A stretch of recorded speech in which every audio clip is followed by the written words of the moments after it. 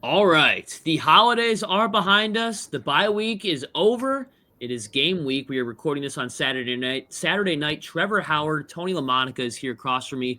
Welcome back to another preview episode of Banditland Boulevard, where it's going to be a little Sunday night. I know we've heard of Sunday night football. Sunday night lacks in Cowtown as the Bandits travel to Calgary, Alberta, Canada to take on the Calgary Roughnecks. Sunday night, 8 o'clock Eastern time. The Bandits are looking to go 2-1. The Roughnecks are looking for their first win of the season. Tony, how are you feeling going into this? You got the Bills game at 4:25. Great follow-up. That'll be done by 7:30. And you got a great game coming up at 8 o'clock that night. What do you think going into tomorrow night's game? How are you feeling? Feeling pretty confident, but also you got to feel like you got a little cautious at the time, especially with the fact that how we ended up with last game and how we didn't change to keep that scoring momentum like we did in the first half and completely get shut down in the second. But you got to either choose one of two reasons of how you're going to win games from now on. Pedal to the metal right away. Hopefully you have enough gas in the tank in the second half, or conserve, read the team against you, and then exploit them in the second half and then kill them with goals in the second half where you should be, going ahead of the team instead of being behind. I mean, we got a lot on the line here tonight. I know it's, game 3 of the season. Both teams have played 2 games. Other teams have played a lot more games. But Calgary, they have a little bit of a chip on their shoulder. They're in the bottom of the standings, the only team in the NLL right now without a win. So that's the number one thing that the Bandits should be highlighting right now is you can't let these guys play spoiler on you. I know that the Saddle Dome is a tough place to win. It's a tough place to play lacrosse. It's very loud in that building. You can make the argument that Calgary might be a touch louder than it is in Denver in Ball Arena. They got an announcer who, by all accounts, probably swallows the mic. He's so loud. You can hear him on the TV and radio feed. It's insane how loud that guy is. But, the Bandits have had some success in that building. Last year, they walked into that building. They won 11-6. But I think that was when Nick Rose was in net for the Roughnecks. These guys have had some history. They've had some history in the championship finals, history in the regular season. It's always back and forth between these two teams. It could really go either way. This is a tough team. The Roughnecks, they don't want to go 0-3. And I can guarantee you right now that the Bandits, they don't want to go 1-2. It's a rare thing in this Bandits golden age to see them lose back-to-back games. So there is a lot on the line going in to this game. The bye weeks, we can finally start playing at a regular pace now. The Bandits play the Roughnecks this weekend, and then next weekend they play on Saturday. So there's a 6-day window in between. We can say goodbye to those bye weeks. We're getting more on schedule. So that means that the Bandits can really start to gel, and that's what we've been looking for the past 2 weeks. But, Tony, going into this one, I mean, we can obviously, just jump right into our players to watch. We always start off with the Calgary Roughnecks. We always start off with the opposition. So whether it's at home or on the road, we always start with the players to watch for the other team, not named the Bandits. This time you got the Roughnecks. Tony, who's the number one player that sticks out to you? Because this kind of is, or what it seems like, they might not flat out tell you this, but the Roughnecks seem like a team that's in like a little bit of a retool, rebuild year where they're missing a lot of their stars that they previously had. And not just the Roughnecks, the Bandits are missing a couple stars too due to the hard salary cap. But this doesn't seem like a team that's really trying to make a push towards the championship finals. But maybe we're catching a team here in week 3 that's in a retool, reset, type of year, rebuild. But they do have some young guns on that team that could easily find the back of the net. Yeah, I could agree more because of the fact that now with Dane Doby and Curtis Dixon being off the team and somewhere else playing, guys, it just opens the window for other opportunities to come up and step up for whatever their to represent their team. So as you were stating, and as we were discussing earlier, I'm going to go with Tanner Cook. 6'3", 238-pound left-handed shooter. Very, very strong at becoming a great playmaker for the Calgary Roughnecks, especially now to fill the shoes of Dane Doby or Curtis Dixon. Cook has got those, I don't want to say Bomberry-type left-handed shots, but he finds a way with that sniper of a sidearm that he usually shoots left-handed. And he does find corners. And that's the scary thing, is that you got to watch out for when you give Tanner the ball, he could create madness. So again, with the I was about to say Bills defense, with the Bandits defense, you got to watch out for Tanner Cook. So and I think you got to watch out for that sniper of a shot. And Vince is going to have to really step up, especially over the shoulder, because that's where kind of like his cancer about his goaltending skills. Yeah, definitely his kryptonite is up high. Top shelf is usually what that beats him. And yeah, I can see Bomberry comparisons. I'm thinking more so Roger Weiss with that sidearm going top shelf. That. They both had some lethal left-handed shots that we saw a lot of in Buffalo. And speaking of Buffalo and Tanner Cook was the thorn in the Bandit side. If you remember last year's game at the KeyBank Center where they won, was it 17-12 or whatever the score was? Tanner Cook was the main guy in a lot of those goals, and he was burning Matt Vince on the high side. So, yeah, that's a very good call by you. I want to go with another guy that kind of tore up the Bandits when they were in the KeyBank Center, and that's number 68, Tyler Pace, on the offensive side of things as well. Tyler Pace, already in double-digit points this year, and he's looking to keep that trend going. Despite the fact that they are 0-2, guys like Cook, guys like Pace, they are still continuously finding the back of the net, tallying points, whether it's goals or assists. And he's another guy that can really find the back of the net against a goalie like Matt Vince. And again, we haven't seen what the injury report has looked like yet, that for some reason they haven't released it, even though it's a day before the game, and the NLL still needs to figure that garbage out. But we don't know who's going to be back there on defense. We don't know if Belter's going to be back or what the defensive scheme is going to look like, who's going to be out there. But doesn't matter who's going to be out there. We know that Pace and Cook can easily find the back of the net. Yeah, Tyler Pace. Make some space for Tyler Pace. That's actually going to be his new nickname for the Calgary Roughnecks. And let me tell you, he is now their head honcho. He is now their leader in that locker room. You got to watch out for number 68, because what he'll do, he will guide and teach these young kids what they need to do. And especially against good teams like us, or say like Colorado, like we mentioned at the time. Now, with the way how Rochester and with Halifax playing, you got to watch out for that too as well. And Tyler Pace is going to help them guide through all the madness through those two teams. Yeah, and we can only expect that probably Aiden Walsh will get the start between the pipes for the Roughnecks. It's a bit of a different going for the Bandits. The last two times they played the Roughnecks, it was both against Nick Rose. It was right after the trade deadline. The last two games they played against the Roughnecks was a win and a loss, and both were against Nick Rose. He's obviously back in Toronto, so we got Aiden Walsh, I believe former Vancouver Warrior netminder. That is correct. That is correct. In net for the Roughnecks. Obviously, 0-2 record. Hasn't recorded a win this year, so you got the reigning champs coming into the building.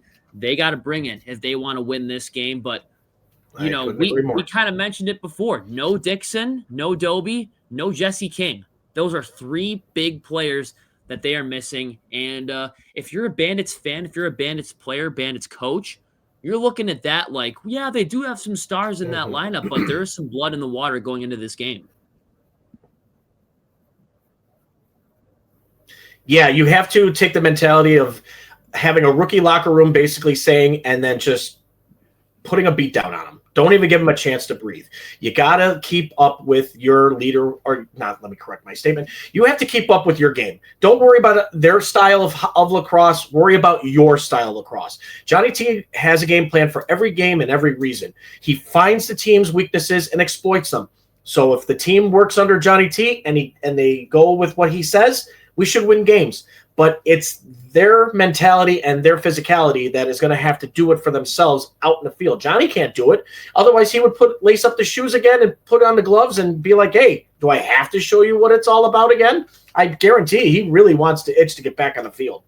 Man, if he laced up his shoes and put a jersey on, I think you would notice that he missed any time. Banditland would be erupting right now if he did that. That would be nuts. But this, yeah, we are missing a couple Bandit killers. Jesse King was one of them.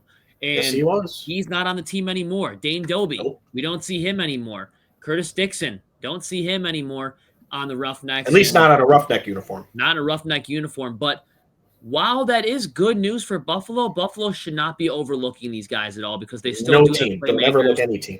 And, the Bandits are what looked like, I'll call it 2 weeks after the fact. The way that they played the second half, the final 30 minutes of the Halifax game, looked like they really just mailed it in. They thought that they were going to win that game no matter what. They were draining clock up by 2 goals in the second half, which was dumb.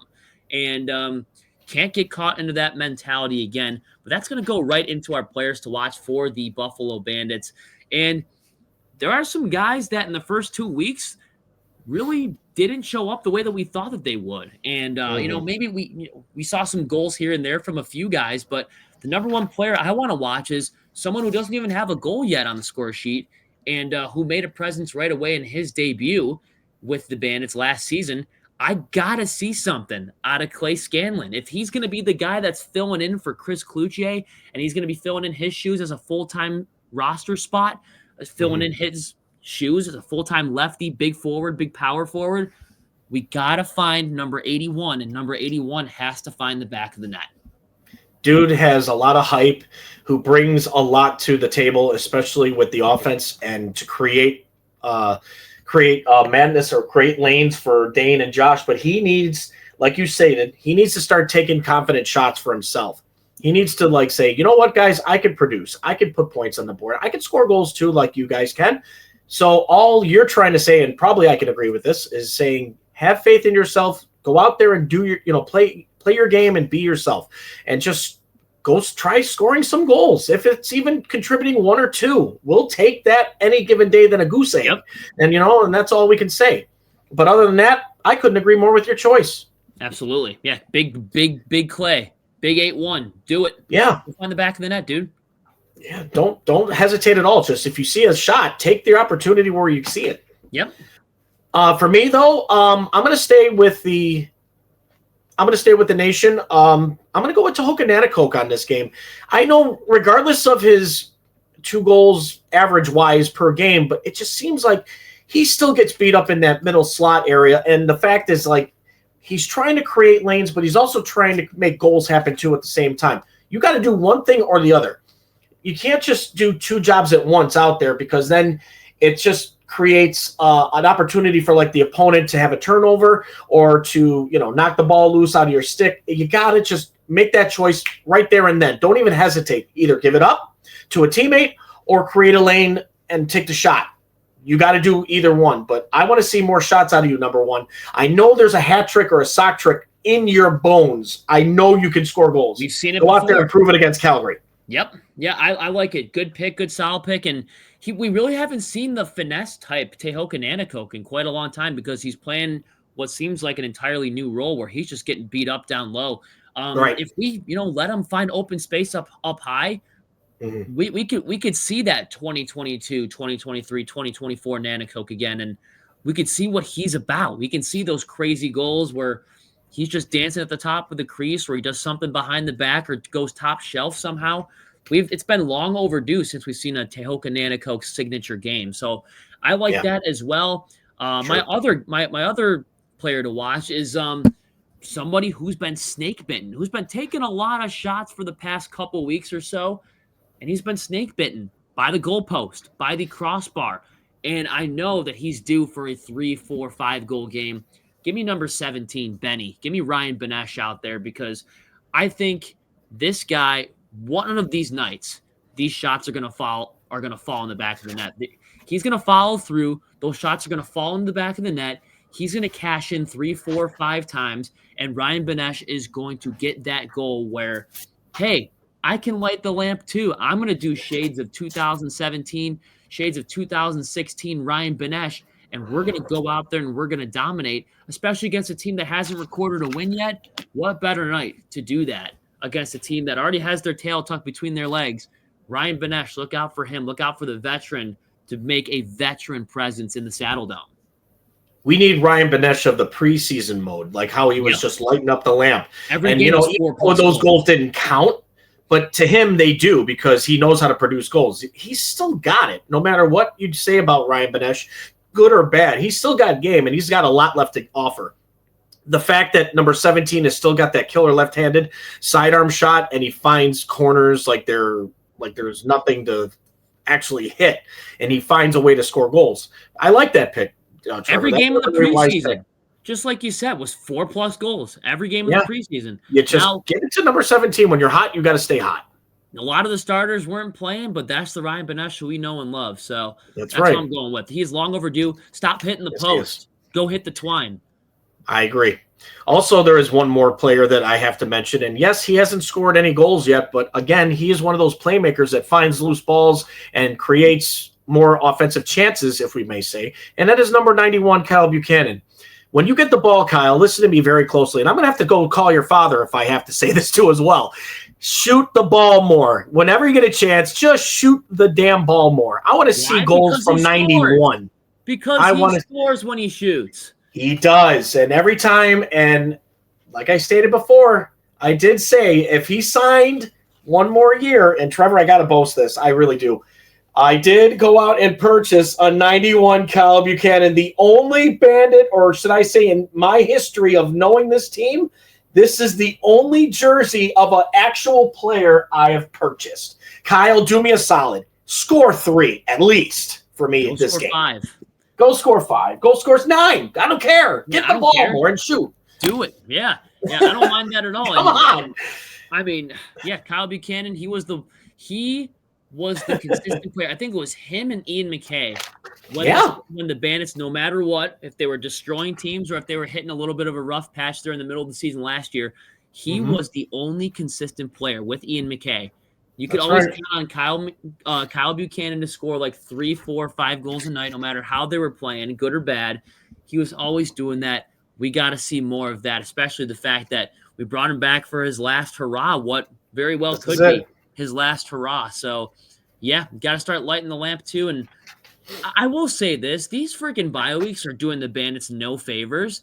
No. This is an entirely new team now. When you don't have Chase Fraser and you don't have Chris Kluche, these bye weeks, these guys practice, once, twice a week max?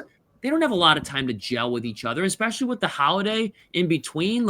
And jobs. We don't have any time to gel. So the one thing I do like about the schedule coming up is that the Bandits are playing every single week.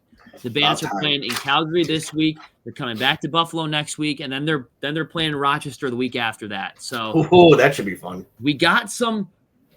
We're actually getting playing time in. We're not playing one game and then taking 2 weeks off, and then playing another game and then taking another 2 weeks off. That is garbage, and the NLL has been doing that to the Bandits for the past 4 or 5 years now. It's pissing me off the way that they've been creating the schedule, because it's so bad. They don't have any time to gel with the hard salary cap. How do any teams get to gel with each other? I mean, that's just a question that I have to ask, but it's whatever. It's whatever. The Bandits are going to do what they do. The league's going to do what they do as well. But you know what? We also have to do our keys to a Bandits victory. Where do you start, Tony? I'm going to start actually just by saying whatever you did in the second half of last game, burn it. Put it in the garbage. Put it down the garbage disposal and turn the bitch on, because that we should never be repeated ever again. And what did they do in that second half? They did all the wrong things, but to put it, in a simpler form to really explain what they did, the Bandits were killing clock with 30 minutes to go. They were up by 2 goals, and they were killing clock with 30 minutes to go. You know what the Bandits need to do? The Bandits, I don't give a crap if you're up by 10, 11 goals, run the damn score up on them. Do not feel bad. Do not let them hang around and come back, because I'll tell you what, it looks bad when you do something like that, and you didn't win the game. But what were some of the things that they did last week that just kind of drove us up the wall? Letting the shot clock expire. I mean, all of those 30-second shot clock violations were ridiculous. Not being able to catch a pass with 5 seconds to go on the shot clock. You can blame some of that in this is a new team. They got to gel together. They don't have a lot of time to gel together, whatever. I kind of went over that already, but it was working in the first half. Whatever you were doing in the first half was working in that Halifax game, and you should have won that game by probably 3, 4, 5 goals. Ended up losing in overtime. So what I'm trying to say is you have to play 2 halves. And what do 2 halves make? 2 halves make a full game. You need to play a full 60 because, I mean, I'm looking back on it 2 weeks after the fact. The Bandits should really be 2-0 right now. I couldn't agree more. They should be, but they're not. First half, in the second half, they would have easily beaten those Thunderbirds. Yeah. And I know part of it was Warren Hill just playing on his head and looking like an absolute machine, but the Bandits were not doing any favors for themselves either. I mean, let's just be real. So you got to go in and you got to play a full 60 minutes. Yeah, I couldn't agree. Of the fact that they, like you said, they played one half and then they just stopped. They got to stop doing that. They checked out. They really need to. Also, the fact trying to make the prettiest shot. Why? Cool. Limit your passes, guys. Jesus, for God's sakes. You know what? Angles. Yeah, or better yet, do 2 passes, then shoot. Do that. Should be your routine. 2 passes, shoot, get the rebound. 2 passes, shoot, get the rebound. That's it. Give and go. If Kyle Buchanan or Clay Scanlon got to be your rebound guys, and you got Josh Dane or Tehoka to be your go-to shooter, so what? Do it then. Do a 2-pass minimum, and then at least, and then just shoot the damn ball. Yep. We should be running up shots, even though we're out shooting our opponents, and I'm not saying that either, because Warren Hill, like you said, stood on his head.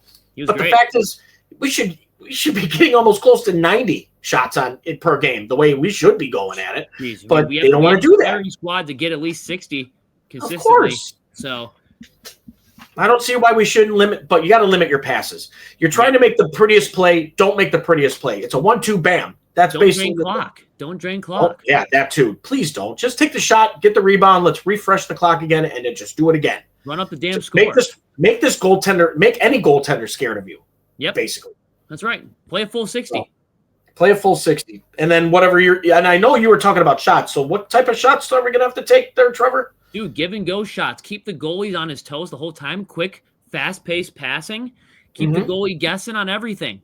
Like, every shot we saw in the second half against the Thunderbirds was shot right on from the restraining line or just inside the restraining line. And Warren Hill has all the time in the world to prepare for shots like that. We weren't seeing any shots around the crease, and part of that was Halifax's defense kind of shutting them down. But, I mean, we weren't seeing any quick stick stuff, like the quick little one-timers that with Josh Byrne or Dane Smith or anything like that, or Ian McKay. We weren't seeing any of that quick stick stuff. So just keep the goalie guessing. Keep the goalie on his toes. Make him uncomfortable. You will score more than 10 goals. I guarantee you will. Yeah. Ian, like you also mentioned, Ian McKay is another one that has to get up there and start shooting and scoring goals too. Absolutely. I'd rather see secondary scoring do all the work this game. How about that? Let Josh Byrne and Dane Smith rest for all I care. Maybe that'll be a good wake-up call, for the team to go. Do Dane and Josh things. It's up for the secondary guys to do their thing too. Exactly. And I like to see secondary scoring. And it's an all-team effort. That's basically what I'd like to see on Sunday. 100%. 100%. And also, one more thing, like we always state, stay out of the damn box. Jesus. First half was a joke. Don't take stupid penalties. Don't fall into their trap. Just play your game. Walk away. Now, I don't think Calgary is as, as instigating, if you will, as the Halifax. Any player is out there. Anybody that's out there is going to try to – they know that you're the champs. They're going to try to take you guys down. So they're going to do whatever they can to take you guys down. A lot of those penalties, though, a week ago or 2 weeks ago, whatever it was so bad. I mean, I still can't get over the Tehoka Nanako getting cross-checked in the face, and he gets a by Tyler Bison or Tyson Bell. Or Tyson Bell, and then Bell stands over him and taunts him, and he doesn't get an extra penalty, and somehow Nanako gets a roughing penalty for getting checked in the face. Like, some of those were so stupid. But, I mean, don't let these dumbass motherfuckers in the striped shirts decide the outcome of this game. Do not. These guys are fucking stupid. Do not let these clowns decide the outcome of the game. So shut your mouth. You know that they're soft. You know that they're going to always call the retaliator. Stick to your game. Do not let these clowns decide the outcome of the game. Do not let them make you shorthanded. Do not let them make you make stupid penalties, because these guys have a short fuse, probably short other things too, if you're catching with my drift here. Sorry, don't be long. They're dumb. So don't be stupid with them. Hopefully they won't be stupid with you, but yeah, you got to stay out of the penalty box. Yeah, guys, got to maintain composure and just worry about the scoreboard. That's what wins games, not being in the boxes. Special teams for the Bandits, though, is pretty good. I mean, I love to see some penalties being called on the Roughnecks, because that power play really started to figure things out a couple weeks ago.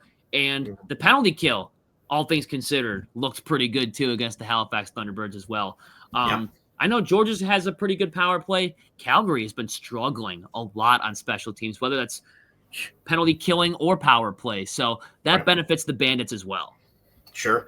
Just make sure you keep Matt Vince safe as much as possible. Try to block as many shots as you can. What I'd like to see, and he didn't even play last game, and that was Ron John. And I'm surprised they healthy scratched him after his amazing game he played with the Snoo. And I was like, why is he sitting?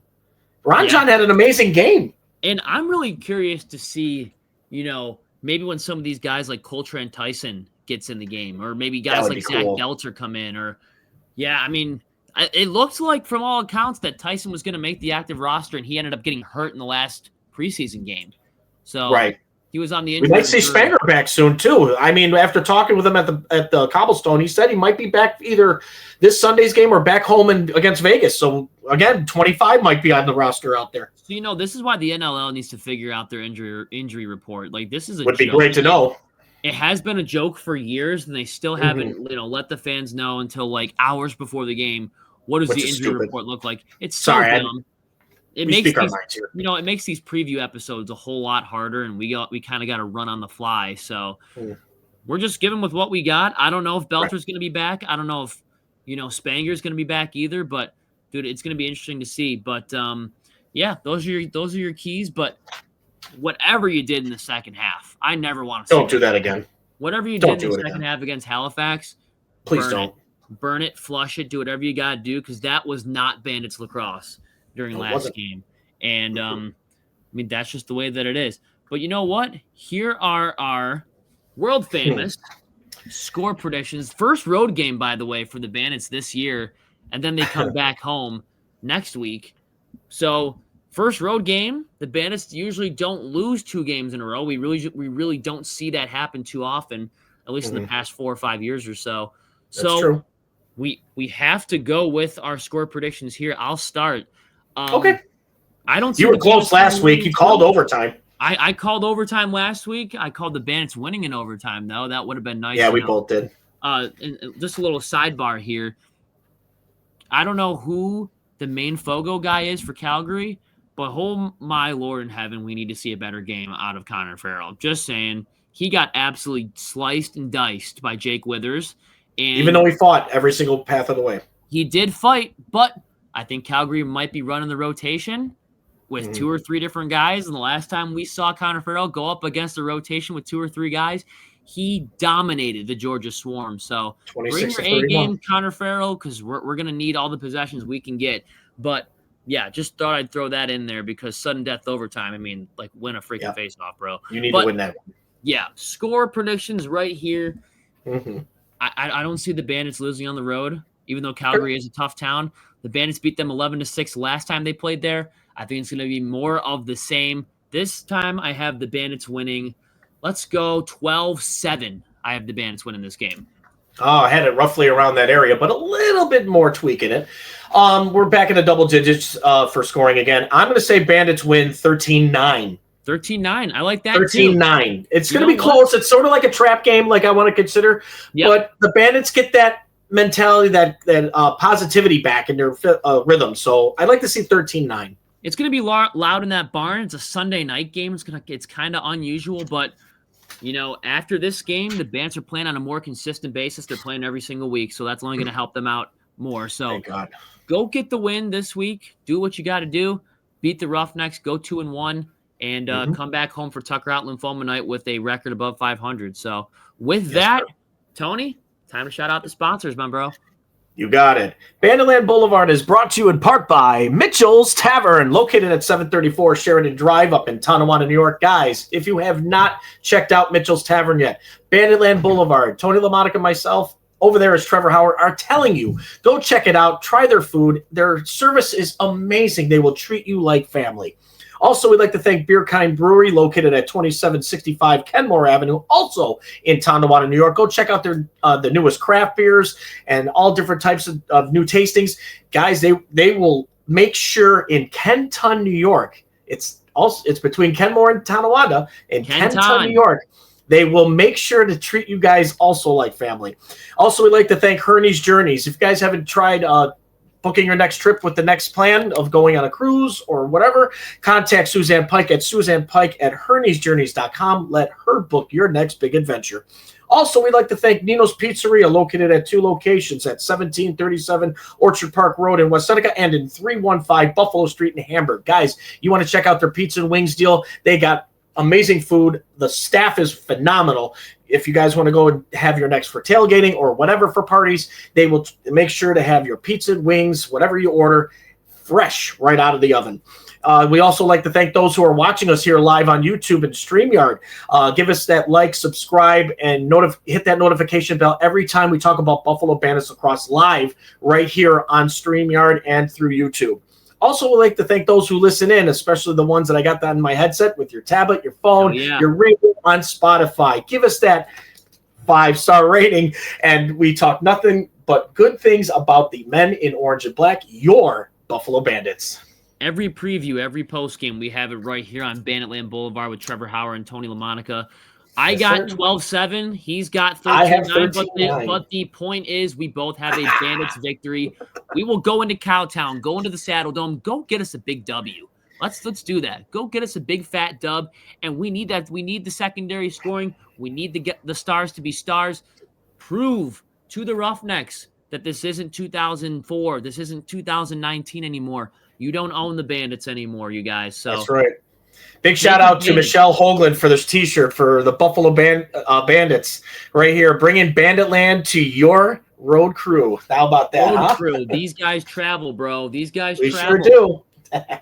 And we know a lot of people in the Bandits Mafia Facebook group that are in Calgary right now. So yes, we do. Mr. Dennis Gore, Brian Kuna. Have a good time out there, guys. Be safe. We got Dennis. I know Dennis is up there with his family. So big shout out to those guys. I hope when the Bandits score, we see bring a W back. Ton of orange and bring black. A W back. We see a lot of orange and black colors jumping out of their seats and raising up their arms and stuff. So I hope that a lot of Bandits Mafia showed up. But, I wish I could go. But, hey. I wish I could go too. Next time, because Saddle Dome's a bucket list arena for me. There's a lot of history there. So love to go there one of these times. So if you're there, cherish it. It's going to be a great game. But Tony and I always end our episodes at Banditland Boulevard, whether we win every game 37-0 or if we lose 38-12, whatever the score is. We always end our shows with these 3 simple words. And Tony, what are these 3 words? As Chris Swenson once said, in 3, 2, 1, let's go Bandits! Let's go. Let's go get them, guys. Boys. Let's go, fellas. Go Bandits. Go Bandits.